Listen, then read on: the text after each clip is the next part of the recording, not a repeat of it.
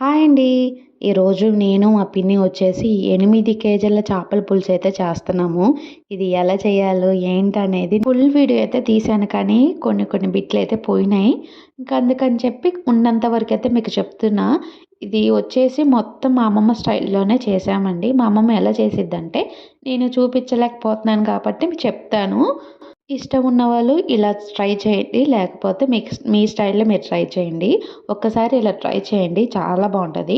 ఏంటంటే దీంట్లో ముందుగా మా అమ్మమ్మ చేపలన్నీ క్లీన్ చేసేసుకొని తర్వాత కలిపేటప్పుడు ప్రాసెస్ వచ్చేసి స్టార్టింగ్ ఫస్ట్ ఉప్పు, పసుపు వేసి బాగా కలిపిద్ది.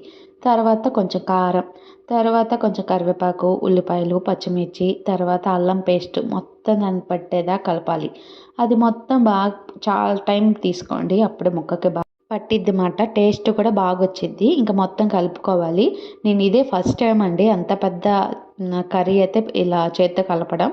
అసలైతే కొంచెం కొంచెం ఒక చేప, 2 చేపలైతే చేయొచ్చు, కానీ ఇంత పెద్ద చేపకి కొలతలు ఉండాలంటే ఉప్పు, కారాలు, చింతపండు మొత్తం సరిగ్గా సమానంగా ఉండాలి. కానీ అక్కడ మా అమ్మమ్మ లేదు. మా పెద్ద పిన్ని ఉంది.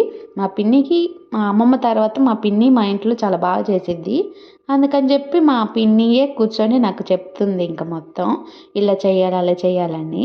ఇంక మొత్తం నేను కూడా నేర్చుకుంటున్నాను. ఎప్పుడైనా ఎక్కడైనా మనం కూడా చేయాలనుకుంటే మనకి తెలిసిద్ది కదా, అందుకని చెప్పి.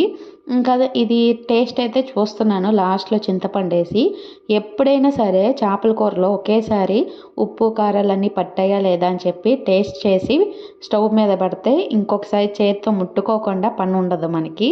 అందుకని చెప్పి ఇప్పుడే మనం అన్నీ చూసుకోవాలి. ఉప్పు సరిపోయిందా, కారం సరిపోయిందా అని. నాకైతే ఏం అర్థం కావట్లే. కొంచెం ఉప్పు ఎక్కువైంది అంటున్నా, కొంచెం పులుపు ఎక్కువైంది అంటున్నాను, కొంచెం కారం ఎక్కువైంది అంటున్నాను. ఇంకా అందుకని మా పిన్ని నీకు తెలియట్లేదని చెప్పి తను కూడా చేత్తో మొత్తం కలిపి కొంచెం ఉప్పు చూస్తుంది. ఇంకా దీంట్లో కొంచెం కారం తక్కువైందని చెప్పి కారం అయితే కలుపుతుంది.